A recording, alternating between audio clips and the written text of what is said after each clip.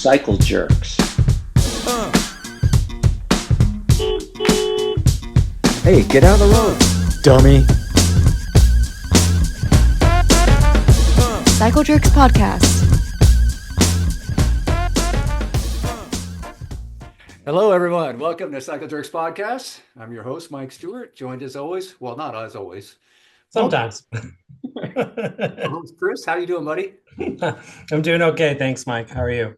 Oh, yeah. Things are good, man. Good. Today's a good one. We got one of my old buddies and currently with Orbea Cycles, outside rep, bike industry. I can't say lifer, but almost lifer. Adam joining us on the podcast. Adam, welcome. All right. Thank you very much. Yeah. Yeah, man. Good to have you here. Smiling face again. Thank you. Yeah. It's been a while. We usually like to start the show with, how'd you get into bikes? When did it start for you? Well, that's where lifer comes in. My father was in the industry. I'm sure we'll get into that. But yeah, he put me on a bike 3 years old, and I've been riding ever since. He tried to keep me out of the industry, but eventually hired me. And I'm 25, 20, almost 30 years into this as my second career. So yeah, it's been a long, fun ride. Yeah. Yeah. Well, for all But of yeah, us, right? Because we're all still it here. started. Yeah, we're all here. Yeah. What was your previous career then prior to bike? My mother bought a bakery when I was around 13, and I started working there when I was a kid, all through high school. And when it came to college, I was either go play volleyball in Indiana and sit on the bench, or go to culinary school. And Oh, it was at the time when I went there, it was a few teenagers and nothing but like 40 something year olds in the second career. And that was right around the time that the Food Network became popular. And by the time I left, it was all, teenagers and 20 something. But at when I started, it was pretty much like a new field for, culinary school. It was pretty cool. sweet. But yeah, I was pastry chef in Manhattan for a few years. Me and my Damn. ex moved back to California and kind of fell out of it then. But it was about 10 years of my life in the culinary world. Very So cool. it was really fun. It's funny you say that because when I watch those shows, I get so stressed out with, all the stuff's got to be ready at the same time, and there's always some dude barking at you. It just seems like it's pretty chaotic to try to get everything, to come off. I guess once you're doing it for a while, you get the timing down. But was it stressful? It's very stressful. I don't know if you've watched The Bear, that Oh, TV yeah, show on yeah. FX. Yeah. Season one gives me PTSD because that's exactly what it's like. Um, I was for a while. I was at the Grand Hyatt in Manhattan, and we were the catering for all of Regency caterers in Manhattan, and we were doing huge numbers all year, especially around the holidays. And I remember once we were freaking out trying to plate 1,000 desserts, and Under Pressure came on the radio, and my pastry chef at the time just threw the radio across the kitchen. He's just like, I can't take it anymore. Um, but it makes you stronger. You're always going to get through. Who's going to end up? Someone's going to, they're all going to be happy. Everyone eating is not worried about what's going on in the back, only us. So, Yeah. but it was fun. It was great. I was young, married, didn't have any kids. Spent about 100 hours a week in Manhattan.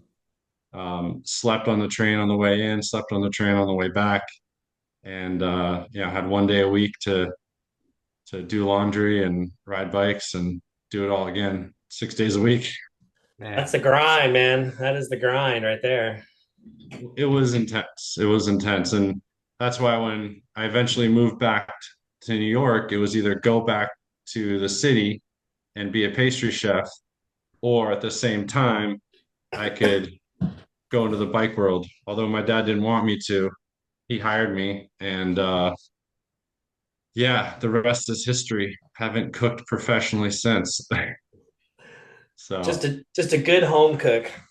yes, it makes cooking at home a lot more fun. Like when you're cooking for a living, you just don't want to cook at home. Yeah, well, So, there's doesn't sound like there's any time to, right? Six no, days a week no. and sleeping on the train each way. Yeah, it does seem like a grind. I know Chris knows a little bit about a grind in bicycle retail. He had a couple of instances where he fell short on staff, and he's working that 7 days a week for a long time. Right. Great. Well, yeah, I mean, exactly like Adam said, it's like, you're just grinding it all the time. You come home, it's like the last thing I want to do is talk about bikes, and of course you're at a party and everyone's like, oh, bike this, bike that. And you're just like, oh. All right. Well, that's when you know you're burnt out in the bike biz. You don't feel like talking about bikes. Yeah. Yeah, it's rare that I don't want to talk about bikes now. Yeah. Um, but yeah, when we moved back to New York, it was right when Pacific Cycle bought Schwinn GT. Yeah. My father was hired as the national sales manager, and he asked me what I was doing for the summer because Right Way and Schwinn Distribution had unloaded everything on or put everything onto a truck, and it was dumped in only Illinois. Yeah. And it was 1 million square feet of just warehouse of just stuff everywhere. So I was hired for the summer. It was supposed to be 3 weeks. I ended up taking 3 months of going through pallet boxes and organizing everything from XTR derailleurs to Dainese body armor, Greenfield kickstands. We organized it into a fire sale, me and Carolyn Meyer. Oh, And yeah, that's when I met all the sales managers for Pacific. And although my dad, again, didn't want to hire me, they ended up hiring me for the Northeast.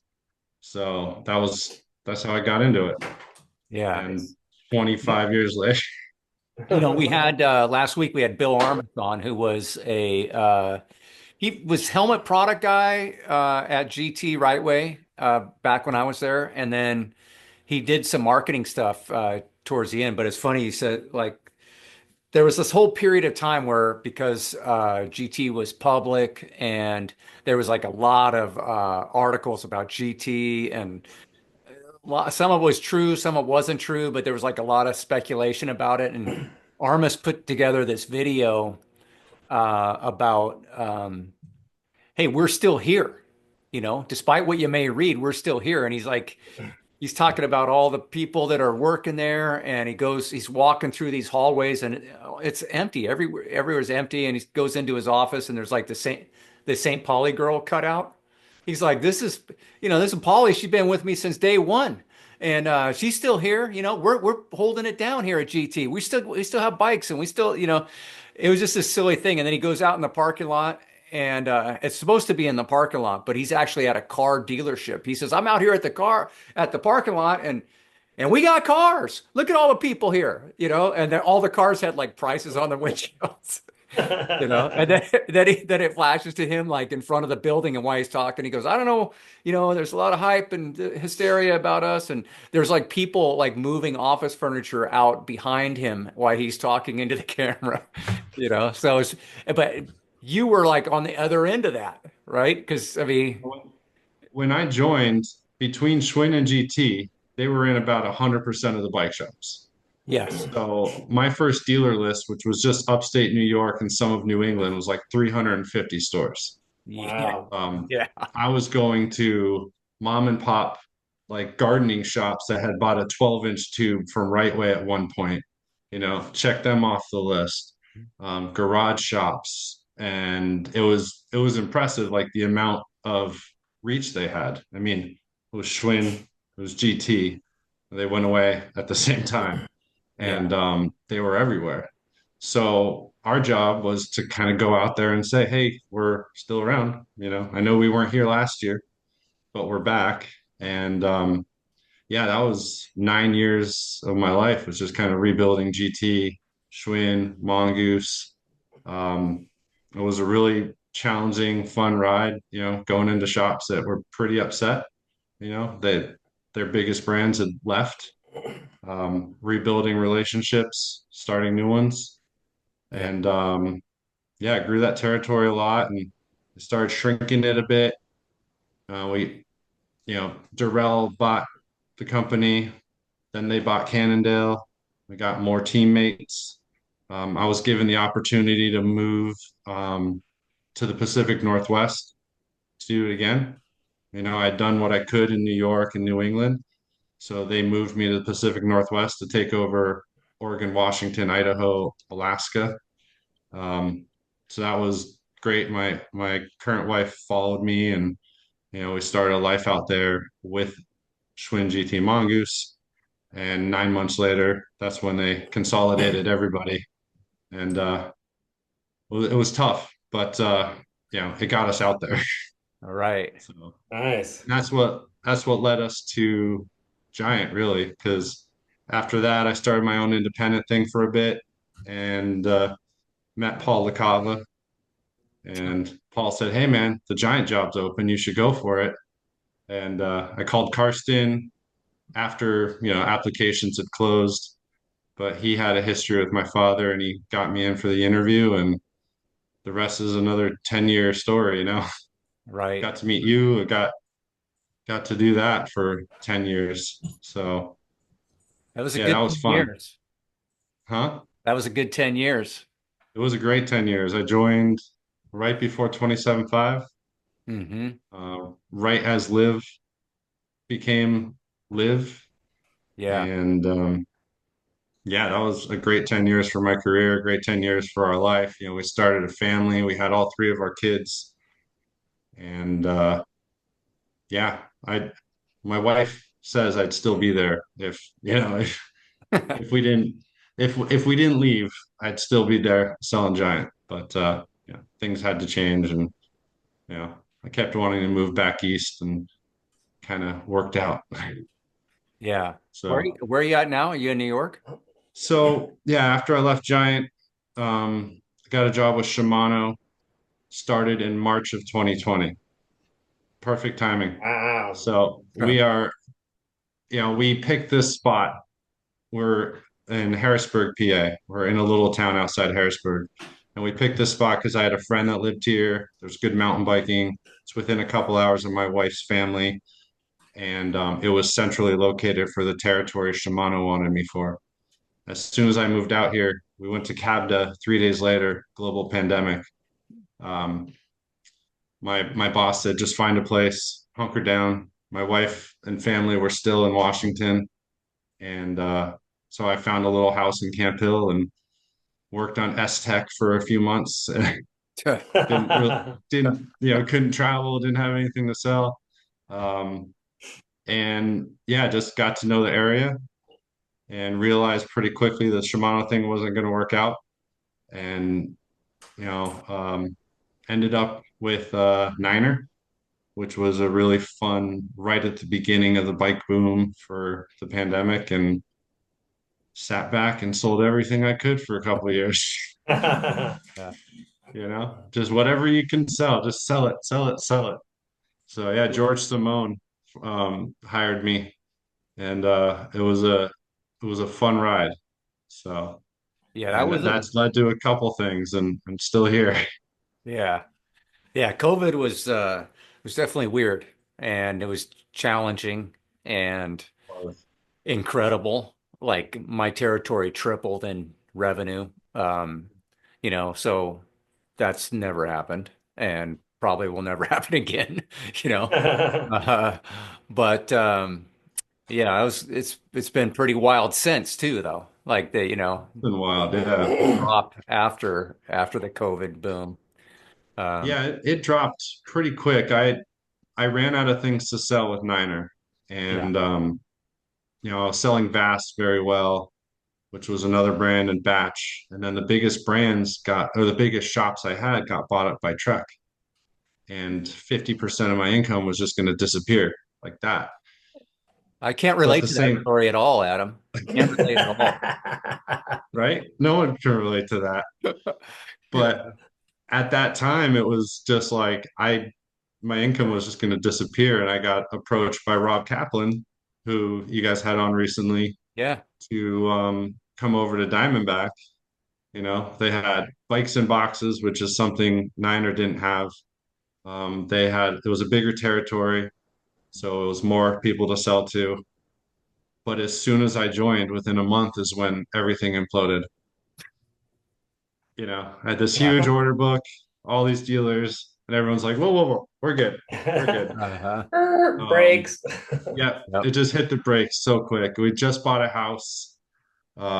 Everything was, I remember, you know, interviewing with Rob, and he's like, "Oh, your first job is just get that house taken care of. Don't worry, you know, get cleaned Oh, up." Yeah. And the first time I was on the road, I was up in Maine. I picked up the van, and I was talking to my inside partner. I'm like, "Dude, I don't know where, I don't know where we're gonna get the money. Like, where's Yeah. everyone's telling me no, no, no, no, no." He's like, Yeah. "Oh, we got all these bikes for spring." It's like, yeah, nobody wants them. Yeah.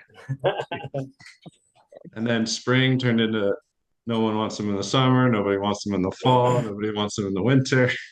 Yeah.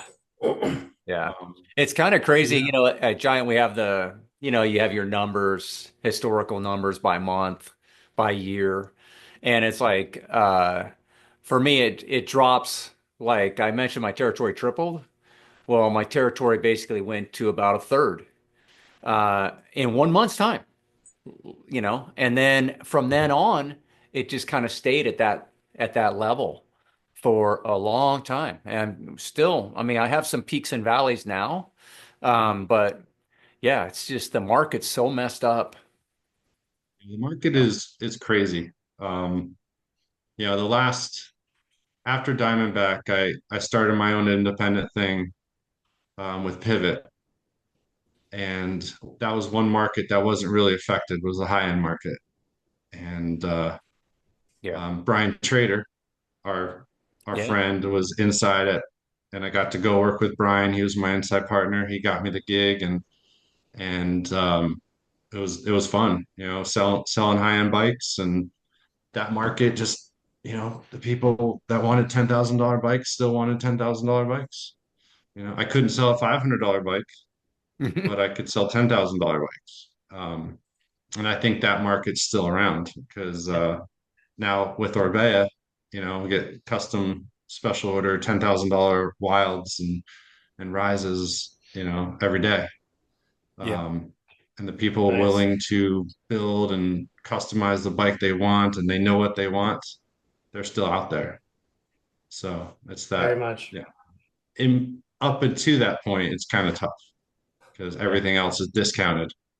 Um, but yeah, the high end market's still there, it's still thriving, and it's still growing. Yeah. So, It's great.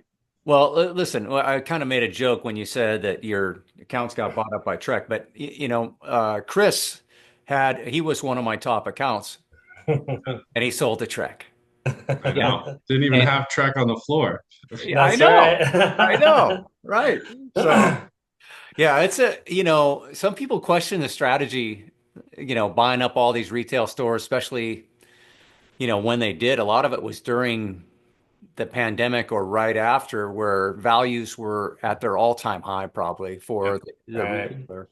So you could question the strategy, but in the end, I mean, they end up just taking over floor space and booting out their competitors. And yeah, I know it's in my region, it's been pretty damn effective. Well, Um, I mean, the thing you have to remember is like these are shop dealers that wanted to sell. I think, you hear out on the street that people are like, "Oh, Trek's buying up everybody," but it's like these are retailers that wanted to sell, that you wanted to get out and saw an opportunity. As a retailer, you're always looking for opportunity, and it was just, like for me at least, it was an opportunity. right. Shop was You never don't going to be fault the worth. retailer. Yeah. It- Yeah. Some of the biggest stores, great timing. I mean, big stores like yeah, and yeah, but Trek bought up the space, and they if you drive around Baltimore now, it's just all you see is Trek. It's crazy. They yeah, bought at Yeah. every store in the area. You know, they bought these huge chains that had a grip on the market, and now it's all Trek. yeah, What's interesting around here is like this. There used to be a lot of specialized retailers in the East Bay at least, hmm and now it's like they're gone. Like there's hardly any specialized retailers around here. You Mhm. know, they're Trek or other brands, for an example. But Yeah. yeah, Yeah, it's interesting. It's definitely Trek's been the most successful with the strategy. Specialized kind of did a little bit of that, but yeah, not to the same degree and not to the same level of effectiveness. I So don't think they have the infrastructure to I do don't it well either. enough. I mean, I think Trek, in dealing with Trek, it was clear that they were organized and had a system and were on it, where Specialized was just dropping the ball. It seemed a little bit Trying more to play catch up. reactionary from Yeah. Specialized, whereas Trek seemed like this was a master plan being executed. Um, Yeah. but yeah, we'll see how it ends up in the long run. Ultimately, I think, consumers still like variety. They Mhm. want choices. They go into a shop. I mean, sure, there's Apple and everybody goes to the Apple store, but that's a different type of product. Right. It is. Generally speaking, people want to, kick a bunch of different tires before they figure out what they're going to do. But hey, Adam, like back in your GT Yes. days, that was kind of like your first, rep job, right? So would you say that was, helped you kind of cut your chops, learning how to sell a brand in that capacity? I had to sell something that nobody wanted, Yeah. in places that nobody wanted to see me. I was a New Yorker going into Boston. My inside partner would send me to the grittiest spots, and it was that's one of the reasons why I got the job with Giant. As Karsten, my boss at the time, was just like, if you were able to sell GT after the fall, then you can sell anything. Yeah. And I really did. I mean, I grew the territory immensely. Like it went from nothing to something, sustainable. I opened up big shops like Burt's. I rebuilt relationships all over New England. It was really quite fun. I was young, drove a lot, um, rode a lot with the shop, with the retailers, developed my style, which I still do. Basically, I've evolved a little bit because of my age and having kids, but I'm still the shop guy, hang out with the shop rats, go ride if I can, try to keep up if I can. And but it helped me, I was humble, and I listened to them. I became friends with them. Um, my sales strategy is still the same. I'm very friendly with my shops. When I was with Giant, like I performed one of my shop's weddings, I've like I became good friends with a lot of people, and now it's working out with Orbea. Like, oh well, you're with Orbea now, so we're gonna buy from you. Yeah. It's not. Nice. Yes, they're buying the brand, but they're also buying the relationship, and that's what we do, really. My wife and I always joke about being in sales, and she's like, "Oh, you can sell anything. Why don't you sell, pharmaceuticals or something?" I'm like, I'm not a sales guy. I'm a bike guy. Right. I can talk about bikes. I can build relationships. That's what I do. It just so happens I make my living on selling bicycles. Yeah. But Well, you if I touched on wasn't selling, what's yeah, up? you touched on a lot there. I mean, I was thinking when you were explaining the story about the warehouse and organizing all the stuff and everything, and then going out on the road. That's probably the perfect situation for a young person getting into sales because the expectations were probably pretty low. And no, It oh was yeah, I was gonna say it because I remember that time. It was it was a dark it was a and $270,000 territory. I don't Yeah. even and I don't even know you're how gonna they get could afford me. yeah, you're gonna get people that just like you're gonna hear every different type of no, and you're gonna have to figure out how to overcome all that stuff. And I remember, and also during that time, GT had a popular suspension system, iDrive, and the large and the XL frames were all failing. And there were dealers that had piles of these frames in Northern California and Nevada, my territory at the time. And there was so much hostility that that was a big thing to overcome. The And main things was cleaning up bad debt. and Yep. I'd go see a dealer that hadn't seen a rep in a couple years. And he said, "Well, I've got a pile of warranty frames that if you can take care of it." And I'd go in the back and it'd be 100 frames just everywhere. Yes. And I'm laughing because I the same thing. I mean, they had a yeah, real problem. It was yeah, only large in XLs, but yeah. yeah, But it but was, that's a good way that was to rebuild, though. That's an opportunity exactly. to rebuild. Yep. You take care of them, they'll remember it, and they'll do business with you when they're ready. Yeah. Right. We were at So GT at the same time. We I had to. joined right after Interbike the year that they didn't go. Okay, So so I the went the year when they had. I was at Interbike, and that's when Chris Horning was giving these speeches where people were just getting up and giving him the double bird, telling him to, go fuck himself. I mean, it was crazy. I'd never seen anything like that. But he was saying, he goes, we're going to take the brands to the mass market. These bikes are going to be sold at Target, at Walmart, and you're going to grow your business with these brands because they're going to be so much more popular. Everybody's going to know these brands and you're going to do more business because of it. And people were just like, no, I'm not buying any of this shit, you know. Wah Um, wah. at that Interbike, but not an employee yet. okay. I went out there. I stayed with my dad. I just went to Interbike. I got hired a couple months later, Okay. It might have been right as I was stepping out because I took the job with Giant a couple months after Interbike. and I took Yeah. the job with GT Yeah. right after Interbike. Yeah. So Did either of you guys go to those meetings? I wasn't invited to those. They I weren't went to on the the, main floor. So no, like, the Sands Convention Center had the main floor. That's where Interbike was. It was down one level and they had these conference rooms. And we had one conference room that had Schwinn and GT bikes in the same booth. Mongoose had their own booth on the convention floor. And then we had these two adjoining rooms that they opened up and there was a podium and Chris Horning just got up there and started telling people how it was. And yeah, they there was weren't happy. I had people Yeah. coming up to me in the booth. I was just people I know. They were just so mad. And then I had some people I didn't know because they gave me a big chunk of territory that wasn't mine. Mhm. And they had let the Mongoose rep go, who was really popular, I guess. And Yeah. so I had Mongoose people coming up to me angry that I'm now the Mongoose rep. And then I had Schwinn and GT people coming up to me that were just pissed because they'd been left high and dry on warranties or whatever. And then the messaging coming from the top, it was terrible, you know. But we Yeah. got through it. If we overlapped, it was by a month, Yeah. Yeah. because that's right when I started. But I started as like a lowly, warehouse guy. So, Right.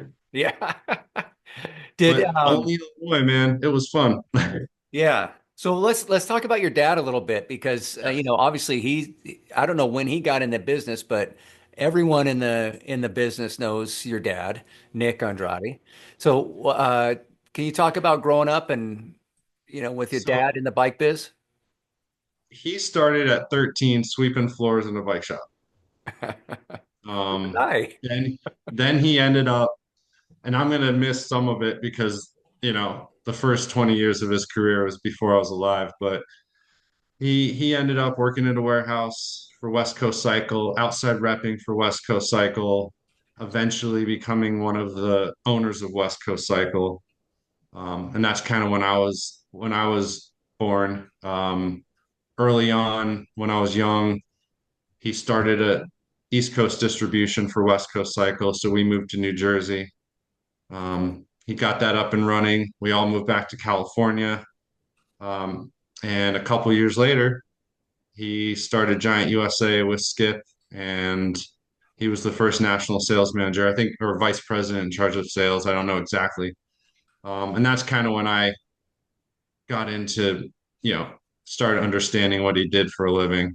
I used to be the little kid that would ride around the warehouse, while he was at meetings. That was out.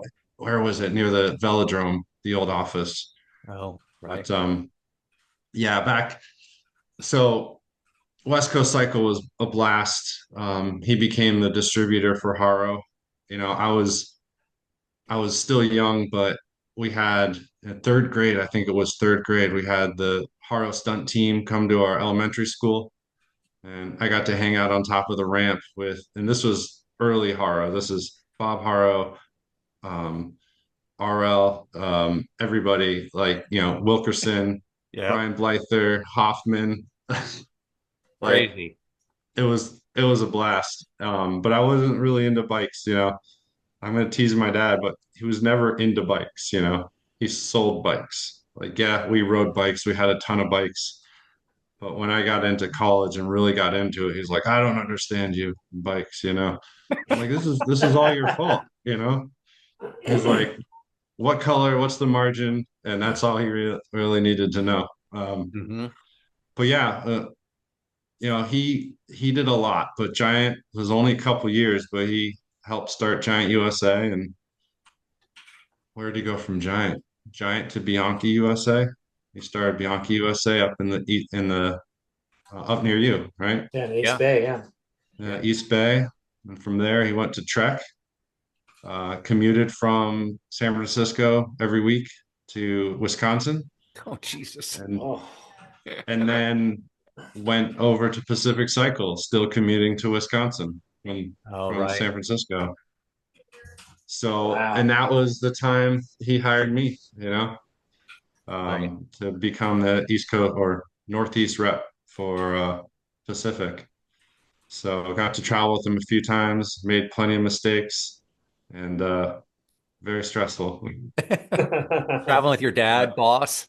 oh, Right? dad, boss, just this is a funny one. It was right when my first cell phone was right when I became a rep. You know, that's how long ago it was. But Yeah. the first time I traveled with him, I left my cell phone at home. Oh. I ran out of gas on the throughway. We coasted. I asked him if I could borrow his cell phone to call, and he said no. So I had to like beg a toll agent to let me use the phone, and eventually got some gas. But we still made it on time. That was the important thing. Wow. That's, But yeah, it oh was, man, that's funny. and That's a he good still had to give me story. Rookie of the Year because I did good. So All right. You turned things around after that first day. I turned things around. Yeah. But yeah, it was when I started, I was young. I think I was like 23, 24. I traveled around. Everyone knew him. Nobody knew me. Right. Um, I remember going to one of my first shops with Harvey. You remember Harvey? Harvey Neese from Service Cycle Mongoose? Oh, I know the He name was, Harvey. Yes, from Service Cycle. Yep. he was the first person I traveled with in Connecticut. And I went to a shop and I recognized the guy, but I didn't know where. We got to his office and there was a picture of me as a child playing with his daughter on his desk. What? And it was because my dad had worked with every shop under the sun at some point, and Right. everyone knew my dad. So for the first 10, 15, it's starting to go away now. It's that, oh yeah, you're Nick Andrade's son. Yeah. Um, Well, so more recently, now I'm me, but yeah. it's very, it was very odd. It was Mike Wolf at Bloomfield Bike. So it was really interesting to see a picture of me as a kid on his desk. Well, I could relate a little bit, because I don't know if you know, but Will's is working as an outside rep for Giant. And Yeah. so, there are those moments where, like, I can't even believe what he's doing or how he's doing it, much like running out of gas on the freeway, although that hasn't happened as far as I know. But, you had a little bit of a leg up being Nick's son to start your career, right? And I have a little bit of insight into this. So, Will's working my old territory. So I ran that territory for 10 years for Giant before they switched my territories around. And so the first day on the job, I told him, I said, you got to go see Bill at the off ramp in Santa Clara. Go see Bill. And he's like, okay, all right. And so So he goes in there and I'm like working at, I kind of forgot about it. I get busy with my own stuff. I'm not even thinking, you know. And then I get this message while I'm at a shop and I couldn't get it. So I get in my car and listen to the voicemail and it's Bill. And he's like, "Hey, your kid was just in here. I just gave him a bike order for 25 bikes that I didn't need, and I bought $5,000 worth of kryptonite. I hope you're fucking happy." And he hung up. That's I made classic. my And week. that's what happened. I remember that first shop visit, Mike Wolf, I went in to say hi, introduced myself, and I was about to leave, and he's like, "Wait, aren't you going to ask for the order?" This is literally my first day. He's like, "I'm not going to let you leave without an order," you know? Yeah, So I'm like, "Oh, that's how it works." those are good dudes So right there, looking out for you, Nice. you know? yeah, Yeah. and we became good friends. I got to work a lot of my dad's old accounts or their sons, like Bert in Buffalo. Like my dad had worked with his father forever. Yep. And I started working with his son, Bert Jr. Or Bert. Yeah, yeah. And we built a relationship. We were both sons in the industry, moving on from our fathers. And then I remember at Interbike, becoming friends with like Anna Schwinn. We wanted to create a club called, Children of the Industry, Uh-huh. just like people that somehow didn't get the hint and didn't avoid Right. the industry. So we definitely need Will in there too. Yeah. Um, but there's a few of us that just weren't smart enough to avoid it. Right. So Yeah. yeah, But we always spin it the other way and think about how fortunate we are that we get to do something we care about, right? I mean, exactly. yeah, you could sell just about anything else, I think, and probably make more money. But, we get to talk about bikes all day. We get to go ride bikes. We get to, Yeah. incessantly obsess over silliness that is the tech and spec of bikes and, you know, colors and graphics and whatever else. All Yeah. day, every day. Yeah. You know, Yeah. And and to Chris's point, sometimes even to the point where you're sick and tired of talking about and thinking about bikes. That doesn't really happen to me though. Although my wife does a good job keeping me in check. So I'd we're say, going out is no bike talk. Yeah. yeah, I'd say my wife zones out when I start talking bikes. Uh-huh. Yeah. I can Yeah. hear her talking. Every once in a while, like we'll hook up with somebody and we'll be like, "Oh yeah, let's go grab a bite to eat," and then it'd be, you know, bike talk the whole time, and I just look over at her and she's just like, "Yeah," I can just tell I got to wrap this up. Start driving the Yeah. questions more towards their family and what do they do? You know what I mean? But yeah, Well, before kids, I mean, that's what it was. It was like it was both our careers, and it was bikes, and all our friends were from the bike world.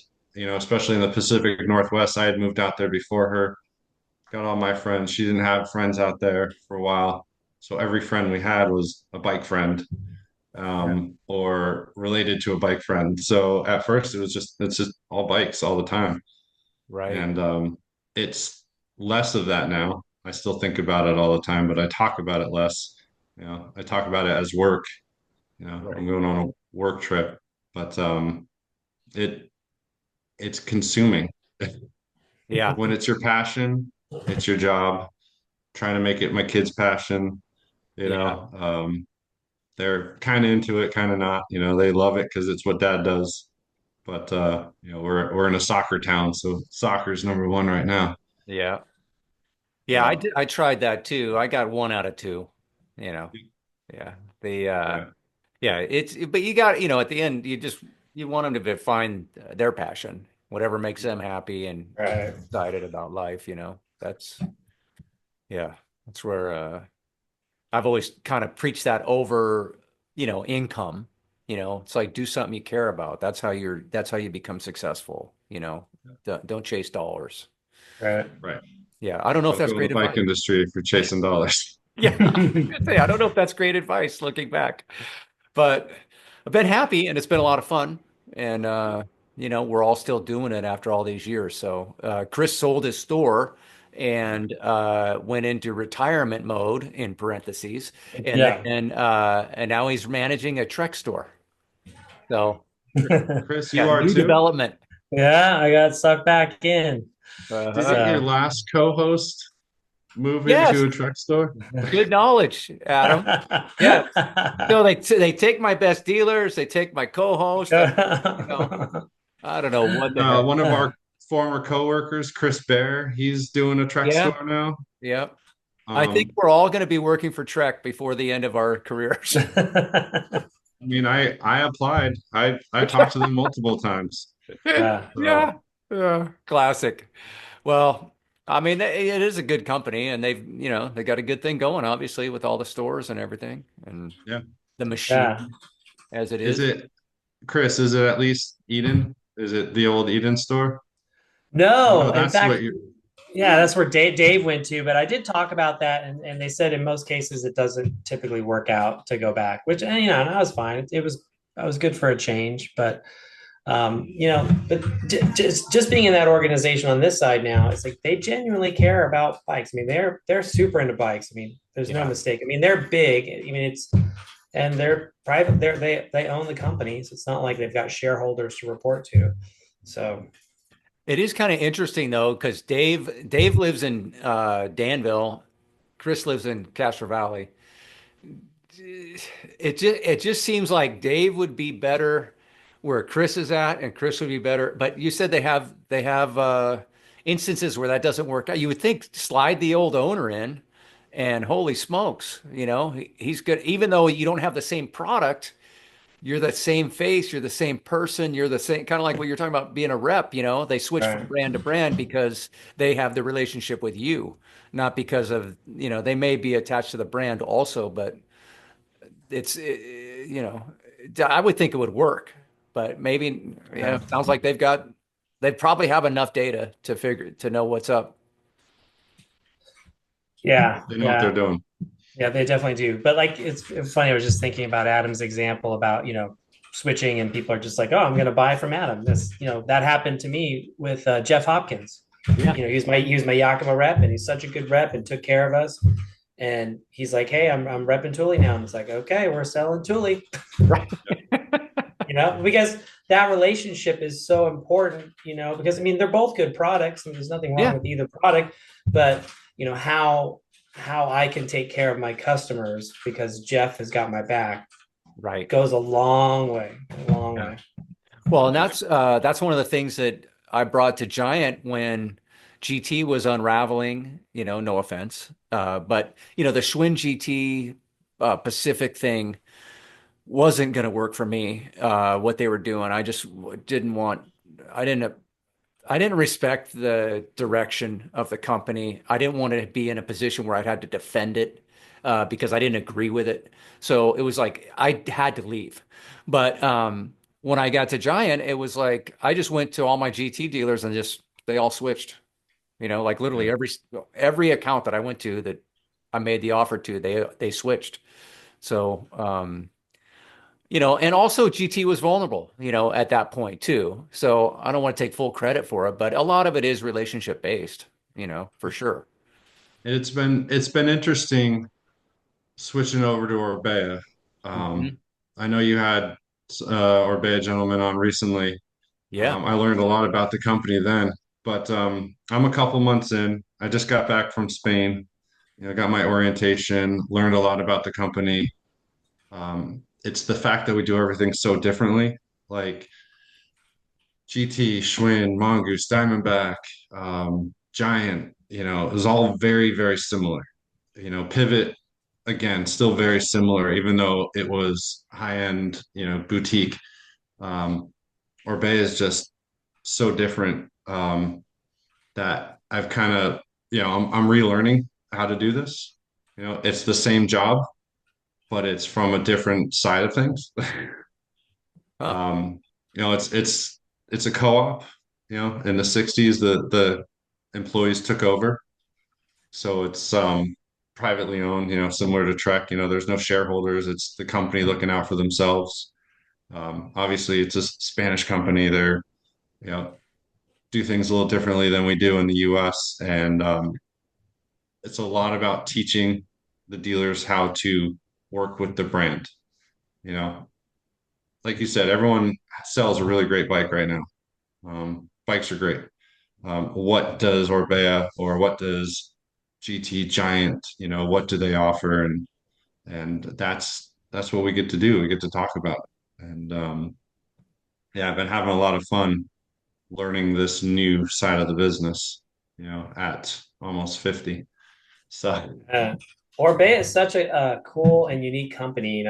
We sold Orbea back in like 2004 or five. And, back then they had this relationship with Columbus Tubing. So there was all these Columbus tube made bikes, and Columbus had made a special tubing called Lobular for them for Orbea.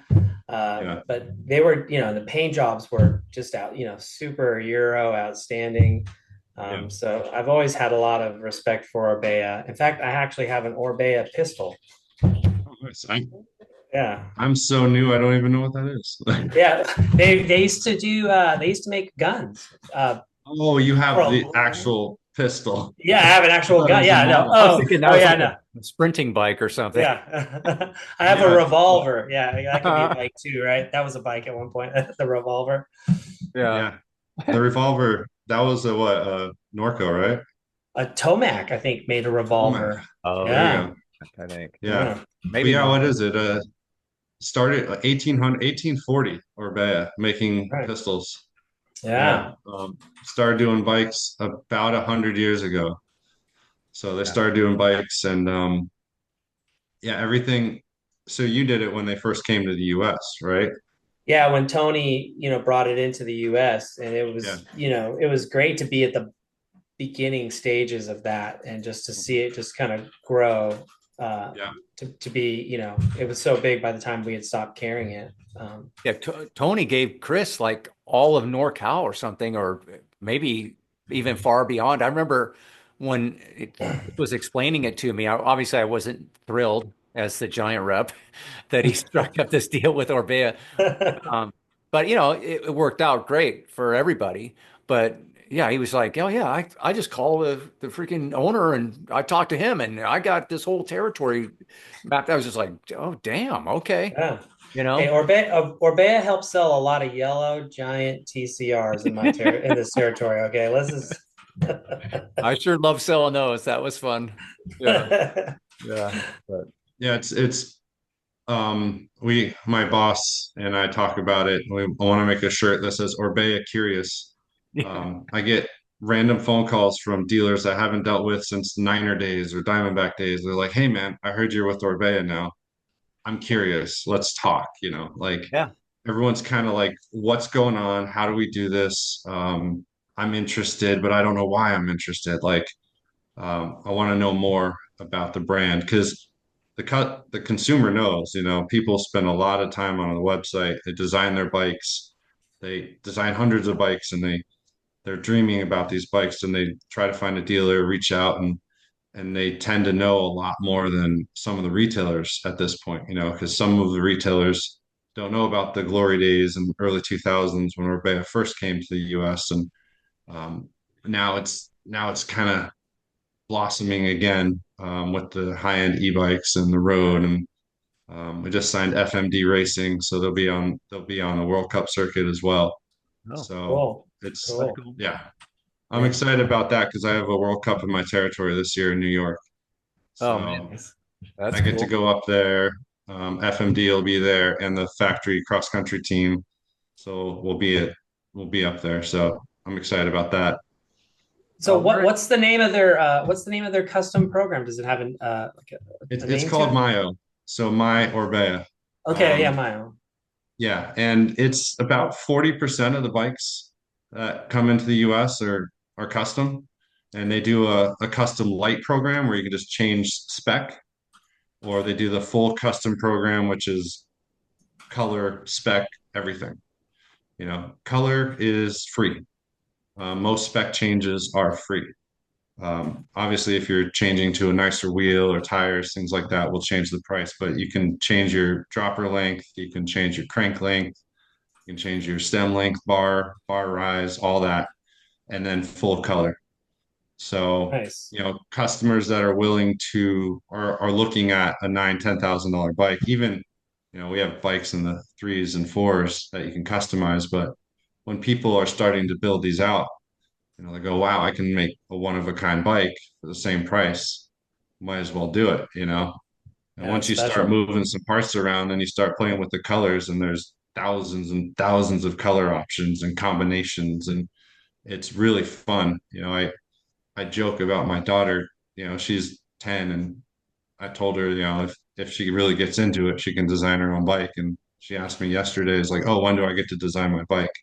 Like, well, first you got to get into it, and you have to actually race NICA, and Yeah. she's still a year away from that. But yeah, it's a really cool program. How long The does it take you know, for Orbea to deliver one of these bikes that are custom painted? so custom painted bike from the time the order is placed to delivery is 90 to 120 days. Okay. Yeah. Yeah. So what's cool about the brand is every bike has an order. So every shop, every bike you see on the floor is ordered by a shop at some point. There's not a warehouse full of bikes anywhere. The bikes are made to order. Wow. Um, yeah. So we work on a 60-day lead time. And that's what I'm learning about. It's like, here's your orders 60 days away. Here's your orders 120 days away. We're going to start making this bike in 60 days. You still want it. Because if not, we can change it. Once we start making it, it's yours.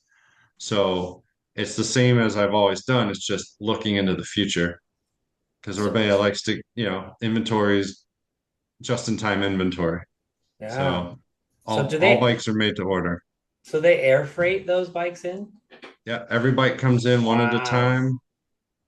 Yeah. Whew, that's It's less expensive. expensive than having warehousing and True. Yeah. less expensive than having hundreds of bikes in a warehouse that might not be the right bike, and then we have to discount. Yeah. So if every bike is made to order, they're bikes that people want, and we rarely have extra bikes that are the wrong bike. Again, that's cost saving as well. What Yeah. so let's just say it's not a custom, but the Yeah. customer goes in, they see the bike they like at the store, but it's the wrong size. They need the next size up or whatever. How long does that take to deliver? I'm We sure it's have great. one if we have one. So there are bikes sometimes in the warehouse, like someone might have canceled it too late. Um, 7 to 10 days. So, but most of the bikes are spoken for, and like most bikes, you can get in 30 to 60 days. Like if they just want a bike that the dealer doesn't have on the floor, we haven't made yet. It's 30 to 60 days, depending on when the frames are gonna get painted. So we have stock colors, we have stock builds. As soon as they start tweaking things, it moves it out a little bit. Uh-huh. But they have plans to make these bikes, and they will make those bikes and get in line, kind of thing. So it's really fascinating. I don't know. I shared a few pictures on Facebook, but the warehouse, the factory is just amazing. They do about 275,000 bikes a year. Um, so it's a much bigger company than I originally knew. In the US, you saw the Wilds and the Orcas, the high end stuff, but worldwide and in Europe, they're a full brand from the 12-inch kids bikes all the way up to the super high end. Yeah. So, we have a tour team, we have a downhill team, we have a cross country team. So it's a really big brand. Yeah. Yeah, I remember when Chris brought him in, you know, I'd never heard of it before. Right. It was just brand new. And so I got online and started looking. It was like, oh, damn. Yeah, these guys do everything. Yeah. It And was that's kind of surprising. where Yeah. where the curiousness comes from. Like I knew the brand when I was approached, but I knew nothing about the brand. You Mhm. know, I knew Martin Mays. I knew they had sponsored the Pink Bike Academy. I knew the Mayo program. I'd seen some on the floor. Um, and I learned a lot over the first week or two of contemplating the job. And what really brought me in was the family aspect. You Mhm. know, I think family's always been important to me. When I joined Giant and Elisa was running it, I mean, I felt like a family right away. Yeah. Um, when I was with Niner Batch, it was the Huffy family, and when I joined Orbea, it had this family vibe, and it just felt welcoming, and they wanted you to succeed because they just want you to have a good life. The work-life balance has been incredible. You know, um, Great. not that other companies have ever like pushed too hard, but sometimes you feel overworked and you're not getting enough me time or ride time.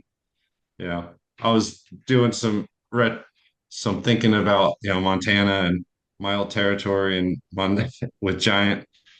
Um, and it took me like 5 years to ride in Montana. Like I had Montana for almost 10 years. It took me like 5 years to even bring a bike. Oh man. It Yeah. was just, it was it was such a big state. It was so overwhelming. It was so much driving. It was Yeah. so much eating on the road, 5 hours between shops. And that it took a lot, and that was a important time in my career to kind of get things going. Yeah. But now that I'm a little older and kind of realize that it's just as important to live your life as it is to work, you know. So Orbea was kind of perfect timing.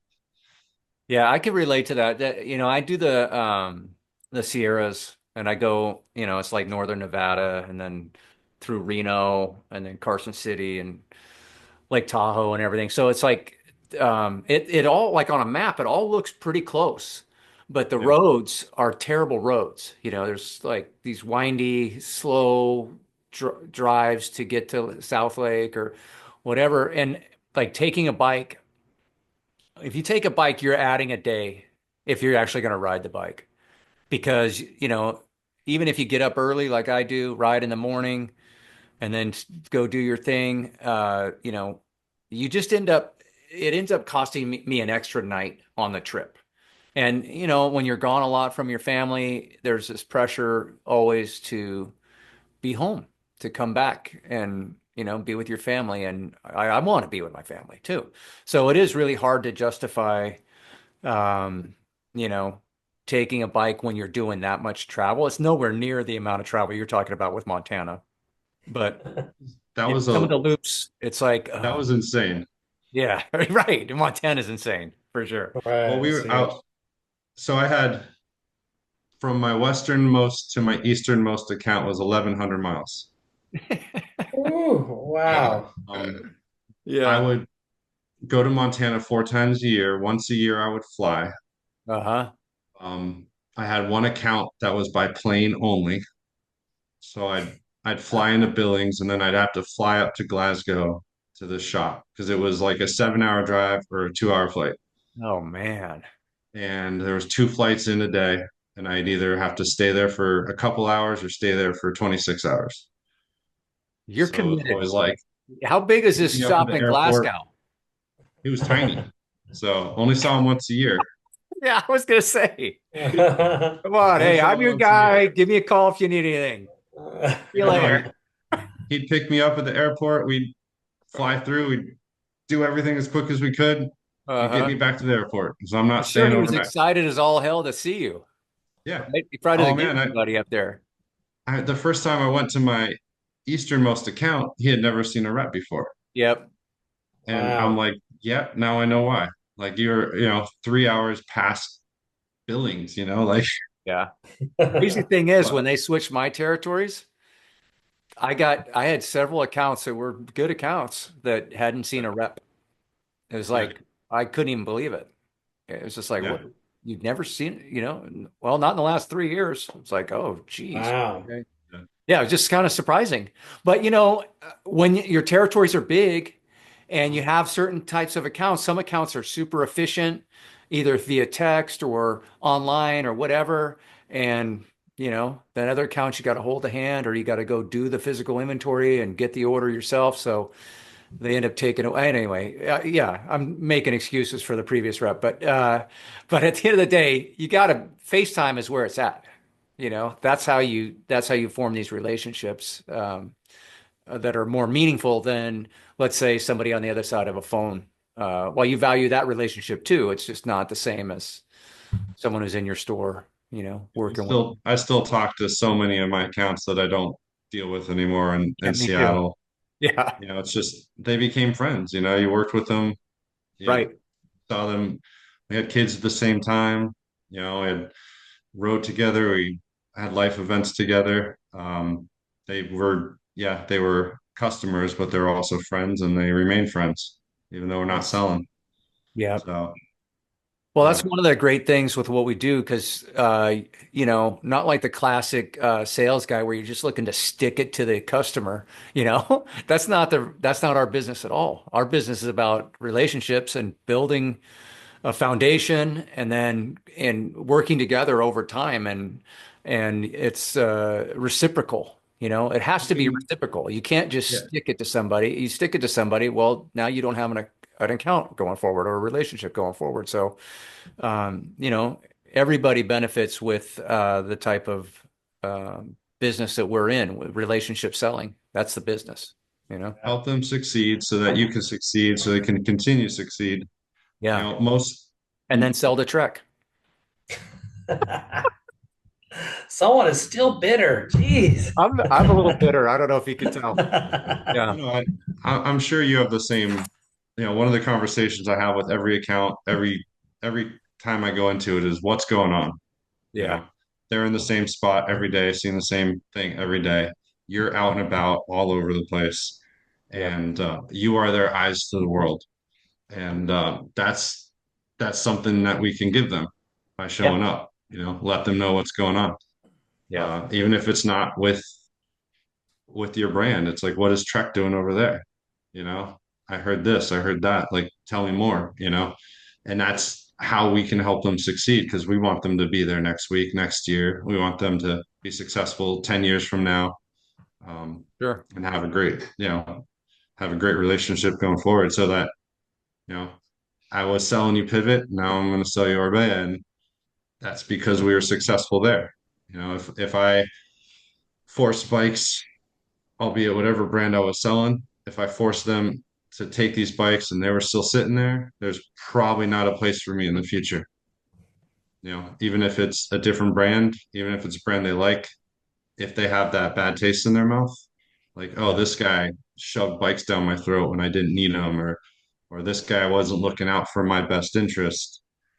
Why are we going to support him? Well, So when I was a buyer, a manager, buyer, way back in my early days, I remember, uh, there were reps that would just lie to you, you know, and like they would they'd move companies. Like, maybe, let me just give an example. Let's just say the rep was for a KHS, right? KHS at one time had a pretty good parts program. Their bikes, you know, they never really kind of happened, but the bikes were okay. But I had a rep with this company, and you know, unfortunately, they lied to me, and then they ended up moving to another company that I was doing business with, and it was like, I'm not, I'm gonna find a way to do business elsewhere now, you know?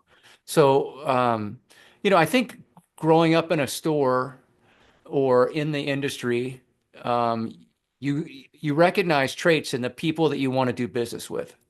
And then if you're fortunate enough to ever get out on the road as a rep, then you want to try to embody those characteristics the best that you can. And you certainly know what you don't want because you've experienced it as a buyer or a store manager.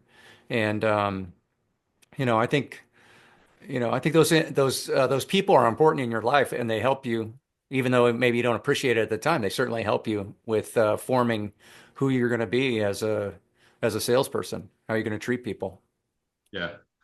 Yeah, I I was was a buyer for a very short period of time, and I remember the reps that came in, counted, handed me an order, and left, versus the one that came in, talked, saw what was working, what wasn't working, how can we do things differently, Yep. and that I was literally like 6, 8 months of my life, and it was a huge, it made a mark, and changed my opinion on how I was repping. That was right before I was with Giant. And when I started with Giant, I just wanted to be different. I wanted to do things the right way. And, I did my best. And there were some dealers that wanted you to count, hand them an order and leave, Hmm. and Yeah. other dealers that didn't want anything to do with that. Like they don't need reps anymore, really, to place an order, but they need reps to know what's going on, what's new, why, why should I buy from you? Why should I sell that product? Therapy. They need therapy too. Yeah. Well, that's what I was thinking about tonight was just a free therapy session, and I really appreciate it. Save me some money. I'm Uh-huh. always surprised at the reps that are still out there that I recall as a retailer that, they would just be padding your orders. And it's like, how are those guys I know. still? And you hear other companies like, oh, I love, so and so. I'm just like, oh, really? There's one person in particular that we may be referring to, but he's a legend and he's known. This is what he does.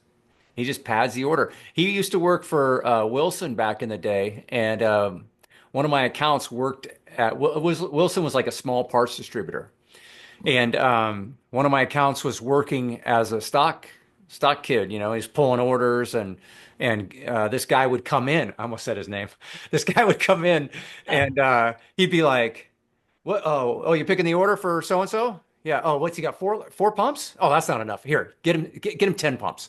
And he would go walk around, and he literally would just pump up the order. Everything was twos and threes, and they would all be tens and 15s, and Uh, you know, and uh, and then they'd get the call, be like, "Hey, what's with this order?" And it's like, "Oh, well, you need to talk to Gary. Gary was in here when we were picking it." Oh, oh, there you go. We don't know which one you're talking about. yeah, it could be any Gary. I know you love editing, so good Hey, if luck. I know him well enough, he's probably proud of that too. I was waiting for you to just Oh, couldn't help it. drop that. Oh well. But he's not the only one. There's the other guys that I'm like, and I like two of them, we got into it. I was just like, Yeah. don't ever come back here again. That's a losing deal every time. I don't know why. Yeah. I mean, it's amazing that there are guys that can get away with it, but by and large, you're not getting away with it. Belgiro, back in my day, was notorious for this. You have to do this pre-book way in advance, and it was like, and then also, like maybe I'd commit to like 50 helmets or something, and then I get, 240 helmets showing up at my door, and then it was like, oh, you pre-booked these, and it's like, no, I didn't. I'm not going to receive any of these. You can just eat all the freight, and I'm not going to take them.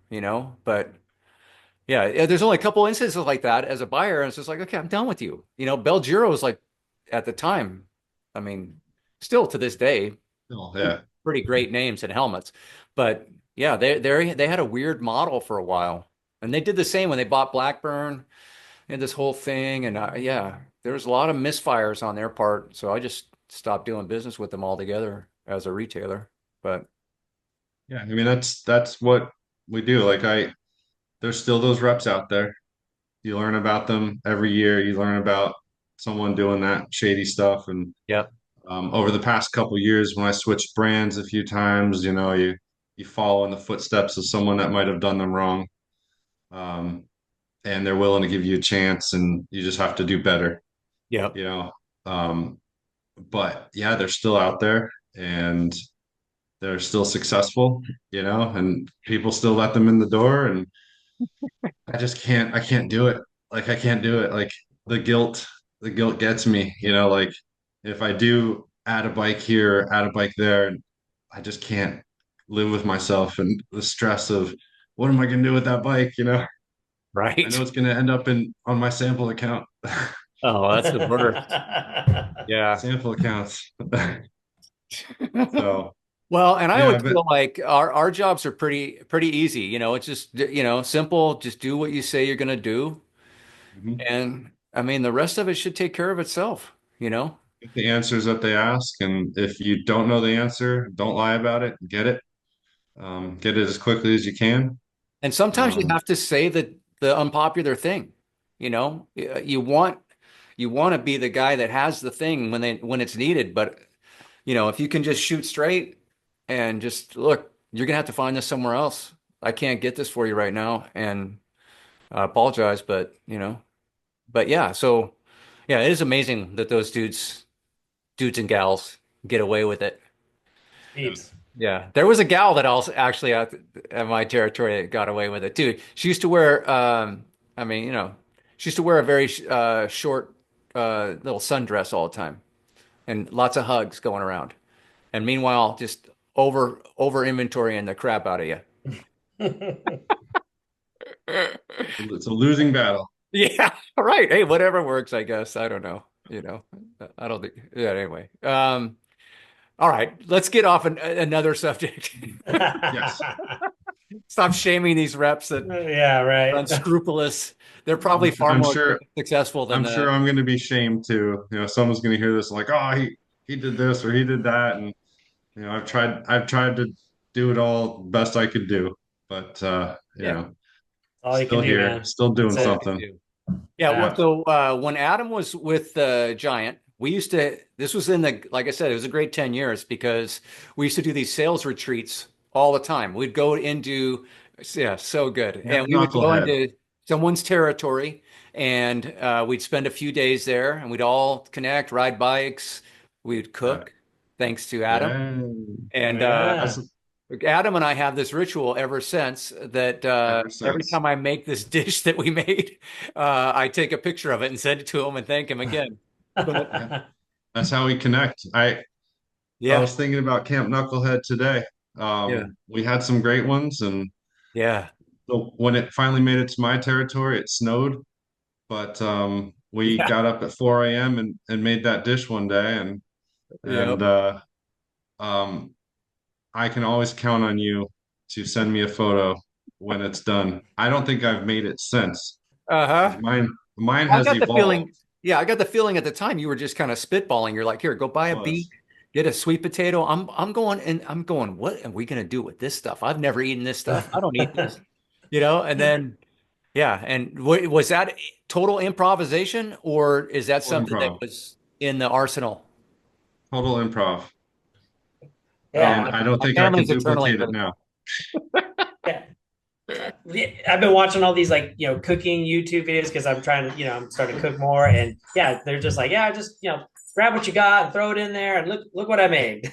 Yeah, I'll send you the recipe, Chris. This thing's Ah, it's for phenomenal. sure. Yeah, We had Cool. to write it down because Mike wanted to keep making it, and I just didn't know what it was. So yeah. we made it a couple more times and wrote it down, and now he Still can have that now he note in can my do it. phone. I still have it in here from that Perfect. back in that day. Yeah, however many years ago that was.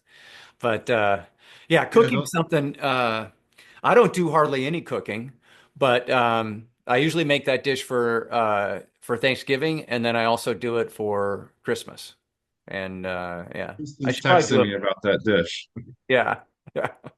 If we hung out more, I'd probably have a lot more of those dishes. Probably, I'd probably be driving you crazy with all my whatever. But it was so good. It was like one of those things. You ever eat something where it's so good, it's like, oh, I have to know how to make this. Wow. Because my family wasn't there to enjoy it. So it's like they need to taste this. I know that this is going to work. Well, One that at the time too, it was the timing was perfect. We were at that weird house that Karsten rented in on Marin. the porch in Yeah. Marin. Um, we had what we had. Yeah, and Kristen's texting me because she hears this right now, and she had texted me this like, you should do this, Okay. and we made it, and I think everything about that worked out. Like it was best ingredients, the best time, the best environment to eat, and that's what I love about food is the memory of that dish goes back to that night, and no matter what, it'll always be linked to it. Yeah. I You remember know, sitting on that back patio at that yeah, table, and I yep. had you made Brussels sprouts? I mean, like this stuff I don't normally eat. But I was just like wolfing this stuff down. It's like, what are you making next? It doesn't even matter what it is. It's going to be Yeah. good. That was Yes. a good. Oh, I remember Asparagus. that. Yeah, the asparagus, I had and some asparagus. That was and the she last was time I ate texting me about the asparagus. the breakfast dish with the eggs on top. Oh, that's the one. Yeah, that was good. Yeah. But yeah, I mean, food just has that effect on us, and riding has that effect on us, and you put the two together. It was always after the Yeah. push of preseason. We're always decompressing. Um, it was those were good times, and yeah, great memories. Yeah. Tired legs and full bellies. Yes, yeah, and that man, I wish I could ride like I could now back then because I couldn't keep up with you guys. But it was good. I remember those years.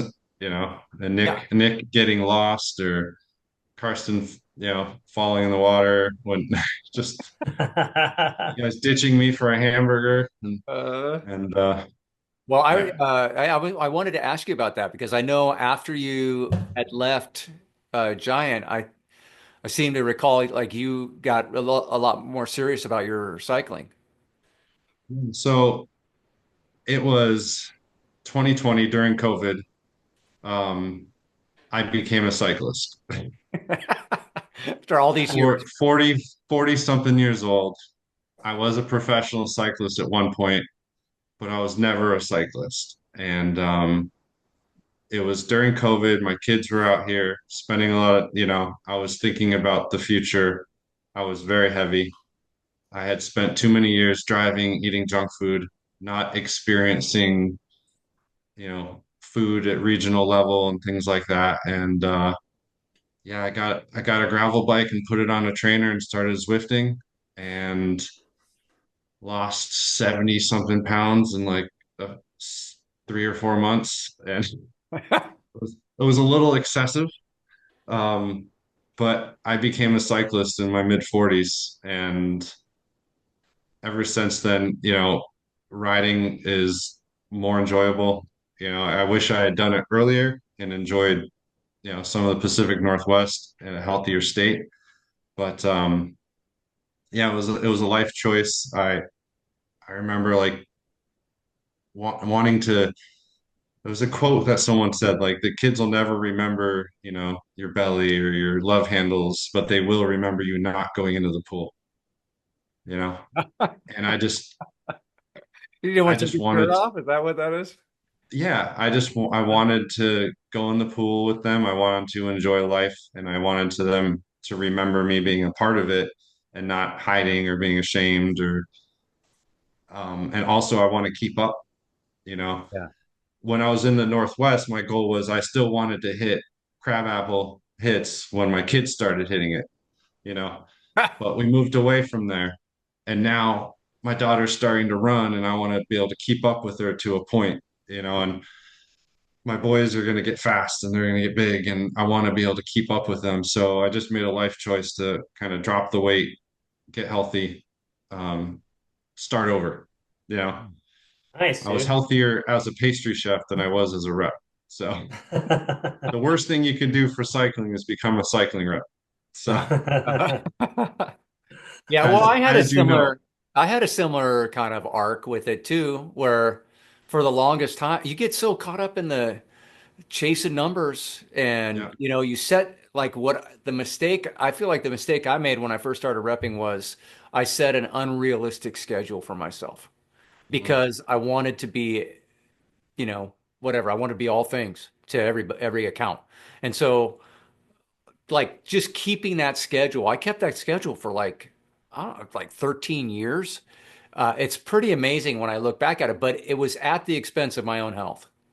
Absolutely. Because sometimes I'd be getting home at 8:30 at night, eating dinner, and then going to bed and then waking up at 5:30 in the morning to cross the Golden Gate Bridge or the Bay Bridge to get into the city.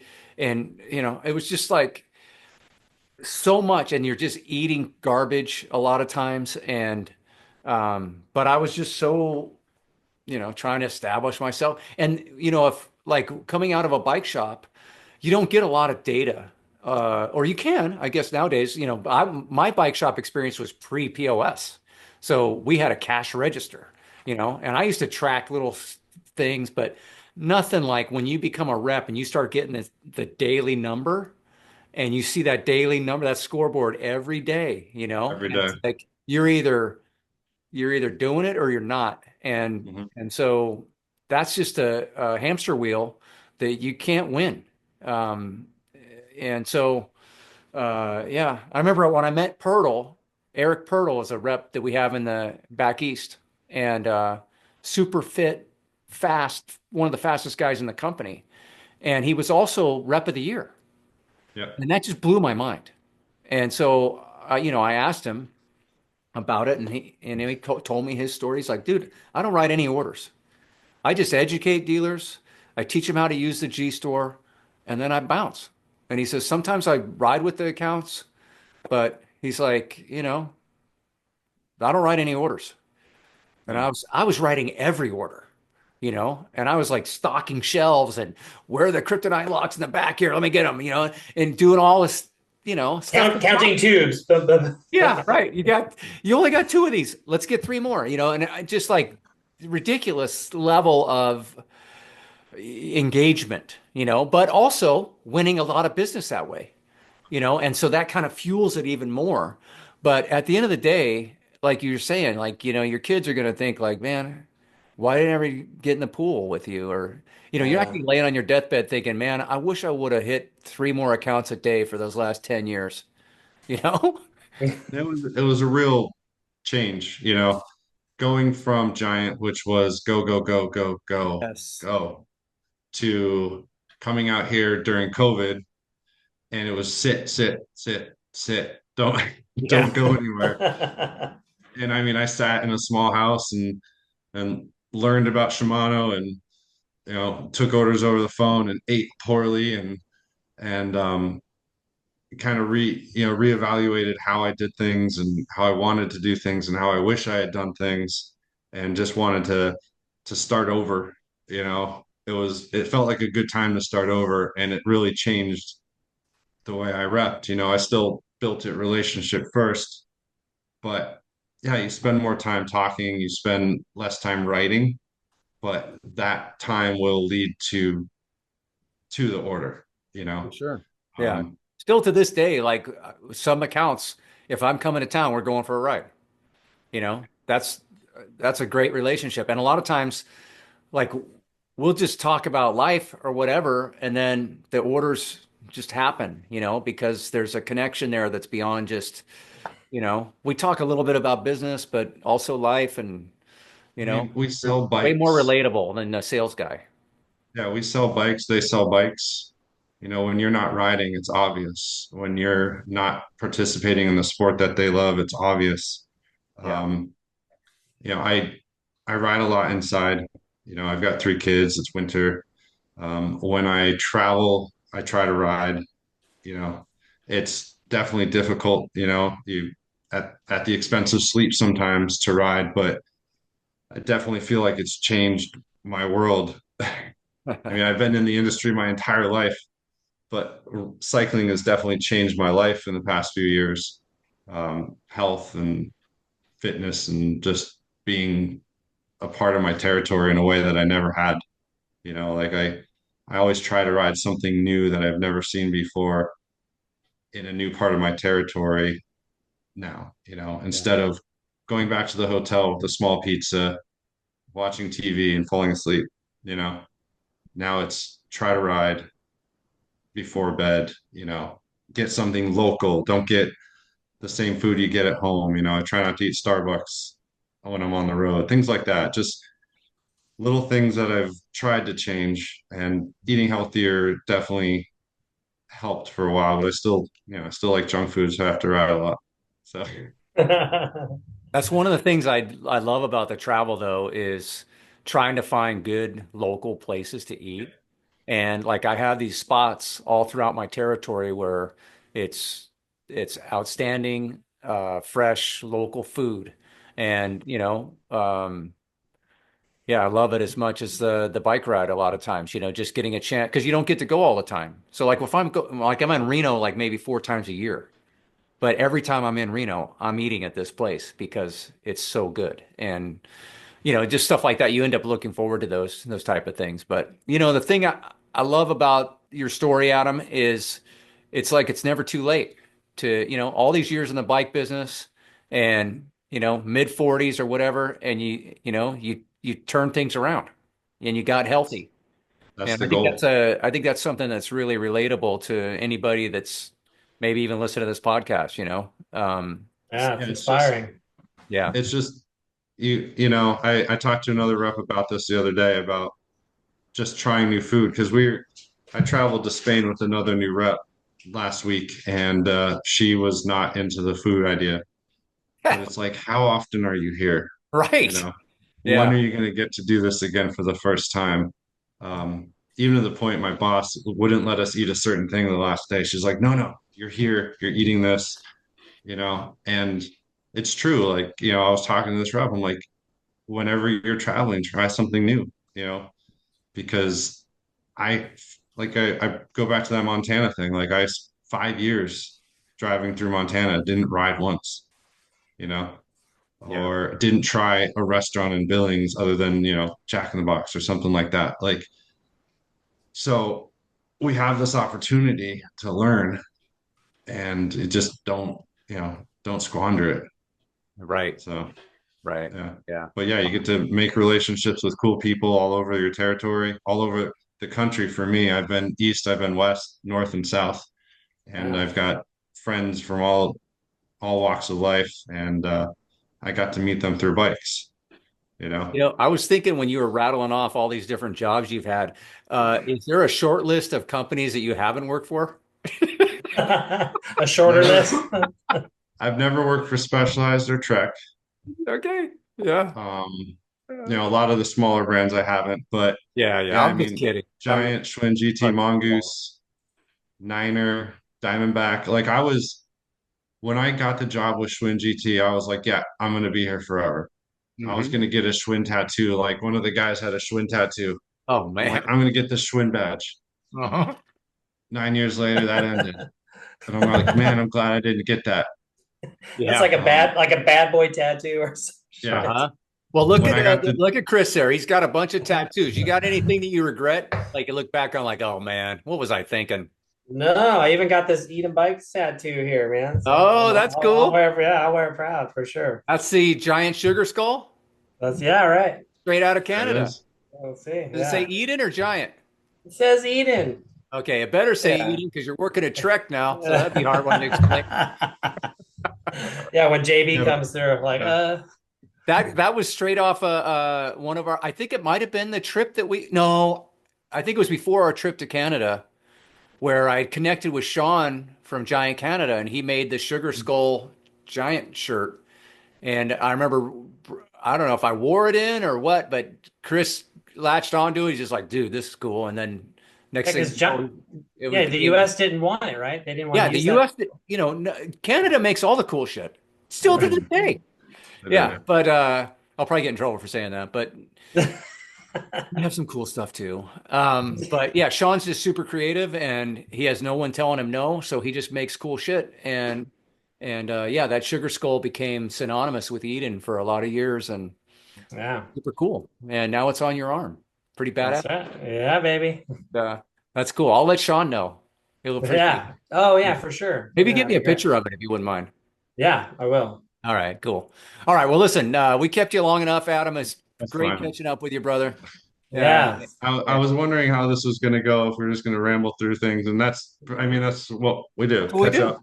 Yeah. You know, I've listened to a few of the podcasts, and you know, like Rob Kaplan and Heather and Tony, and I'm like, what do I have to offer? But Man, come on. I mean, Everybody, yeah, you guys have you have a unique story, man. That's really Yeah. cool. I was really excited to hear that. Yeah.